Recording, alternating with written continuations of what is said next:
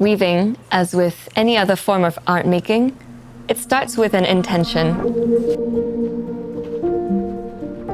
And that comes from having a story. Some people will begin with an outcome in mind, whereas some artists prefer to create as they go along. In weaving, you need to have an idea of what's going to be the backbone. How big your structure is going to be, how dense it's going to be, what form it's going to take, how you might want to thread through this exploration. The physical process of weaving starts usually with the warp thread. This is the vertical thread that's set up, and to set this up on my weaving loom, I would go first to my warping frame. I would take some thread and install it based on how long I want the overall piece to be, or how long I want my overall weaving allowance to be. I decide also how many threads of what colors should be showing up on the warp. This warp is the backbone of the tapestry. There's many kinds of weave structures. I like to use plain weave. It allows for infinite possibilities. All sorts of weave structures, they have lots of ways to play, and compound on top of that the colors of the thread, the textures of the thread, the densities of the thread that you want to use, and there's way too much to think about. So if we keep it simple, then we can see what's the content. We can see what's the thought process. We can have that meditative space to listen to our own thoughts as we make.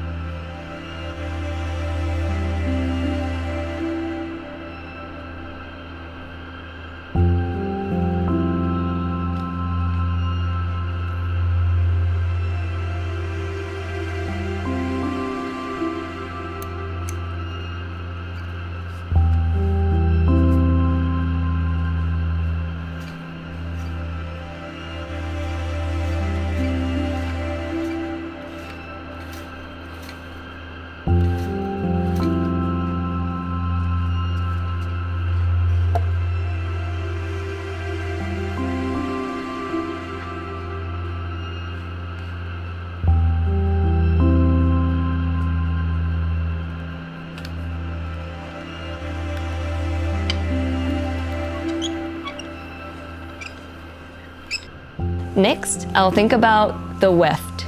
This is the thread that is put into the weave row by row. Using my boat shuttle, I can go in and create rows really quickly, or I might do this entirely by hand. As I weave, I can play with the density, I can change colors, I can change how the threads interact with one another. Maybe they'll never meet in a row, and maybe they will. I can choose if there's any patterns that I might want to create, any forms of symmetry, or I might decide to play a little bit more with the texture. I might go up or down. I might also decide to just make little holes here and there. In Saori weaving, there is no limit to the possibilities of what you might create. As I weave row by row, I bring the beater toward me, and this compresses the thread. It also allows me to precisely adjust the placement of the row of thread. The beater contains a reed. This is where the thread is pulled through, and this functions like a comb. Threads come in all sorts of different thicknesses, all sorts of different materials, different colors, and a lot of threads can also be a combination of all of the above. There are plant-based yarns and there are synthetic yarns. And then of course there are yarns that are a blend of both plant material and synthetic material. They all have their different properties. For instance, the amount of shine, the amount of nubbiness, the roughness of the texture, the thickness of the yarn, all of these contribute to the hand feel as well as the resultant texture of the yarn. Beyond that, the color of the yarns, well, that's a whole new chapter in and of itself. When you start to also think about combining your threads, you can ply threads together to make your own custom yarn. You can bring together threads of all sorts of different materials, whatever seems to be fun at the moment, or whatever seems to flow with the intention that you have for the weaving. It really depends on what kind of story you want the weaving to tell.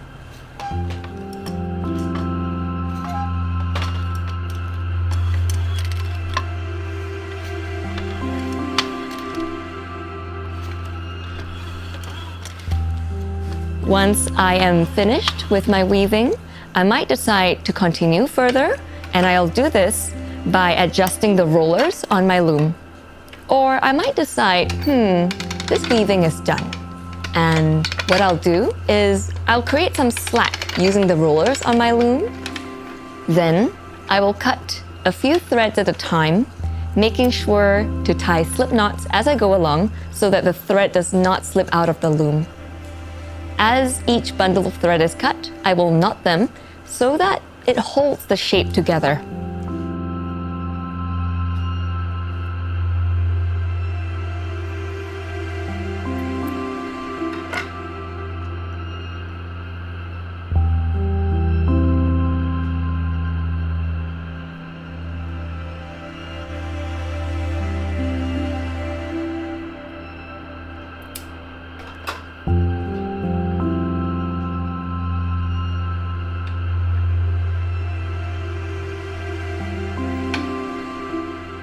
Once I get to the other side, I'll take out the starter yarn, and then I could push-pull and adjust the little threads so that when I tie the knot on the other side, they will all be neat.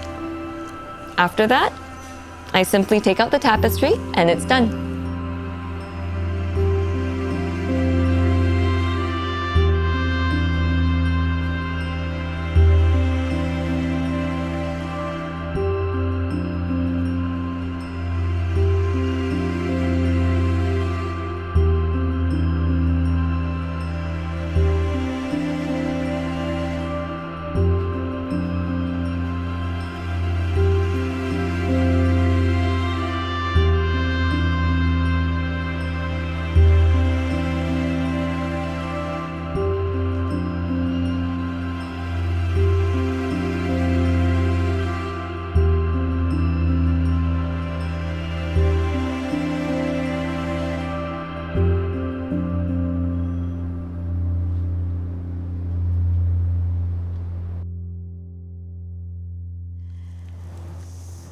So it may be surprising to know that this is actually woven on a loom.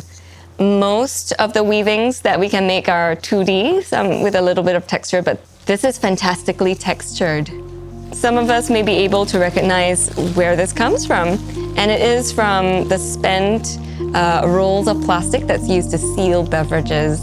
So your bubble tea lids, your drink stall lids, okay, that's where this comes from. So I wove it into a long feather boa-like form, and it hangs beautifully, it drapes beautifully, you can even wear it out. Early in my weaving practice, I explored a lot of wearables and accessories. This is a biker jacket that has a tapestry sewn to it. These tote bags also feature these pockets made with t-shirt yarn.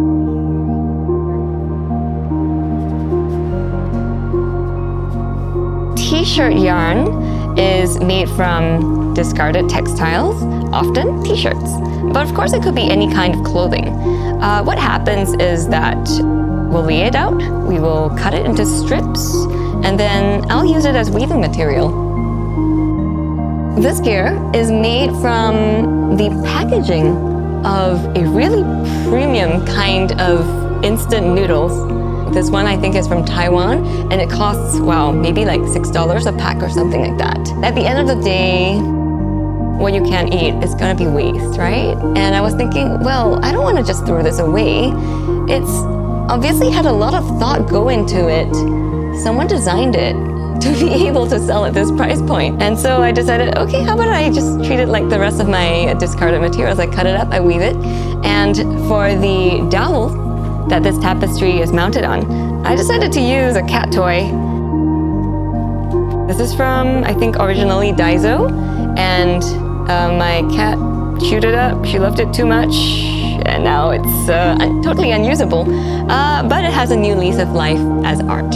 Typically people ask, oh, where is all this material coming from? And I'm very happy to share that most of it, if not all of it, is waste textiles that have been discarded.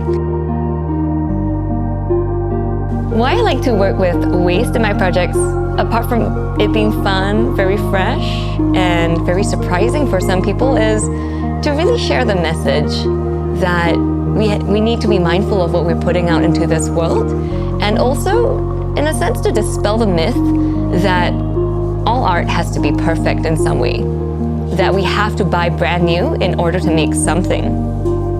I think there's a lot that we can make with our own creativity, and even if we don't have material on hand, there's things that we can do with our intention. It's about what we want to make happen. In my past projects, I've explored a lot of materials and ways of working with audiences. Of course, there's the waste textiles that I've talked about. There's also the plastics. There's so many ways of playing with them, and they make such amazing sounds. It's a very multi-sensory experience in a world where we are conditioned often to step away from art, to place it on a pedestal, view it from a distance. Oh, don't touch it, it's fragile. That's not true for all art. I believe my work brings in a new dimension of engagement with audiences where, we're not afraid to get up close and personal with it. We're not afraid to use our senses other than just our sight, our hearing, that there's a way to combine all of that. First and foremost, welcome to my pavilion, and thank you for choosing to spend your time here. Here, you can weave fabric strips into a community tapestry wall, and each strip, I want you to think about something that you'd like to wish for Singapore. We are celebrating our nation's 60th birthday this year, and these craft and design pavilions for Singapore Design Week are part of these celebrations. It's taken a lot to get this far, and of course, I foresee a much brighter future for us ahead, but that requires the well wishes of everybody. We need to find out what everyone wants, how we might build a better world for ourselves and the people who are coming after us. I'd like to just invite everyone to think of one thing that you might want for our nation and to weave it into that community tapestry as a symbol to say, hey, I am part of something bigger, and this is my wish for Singapore. Apart from that, we invite you to participate in a fun coloring activity. There are tags outside of this pavilion, which you can take at will, and you can color them as much as you like. I think, of course you could draw your own as well. Why not? The sky's the limit when it comes to creativity. Let's be mindful of the people around us, and let's keep it to things that we truly want to bring in to our nation.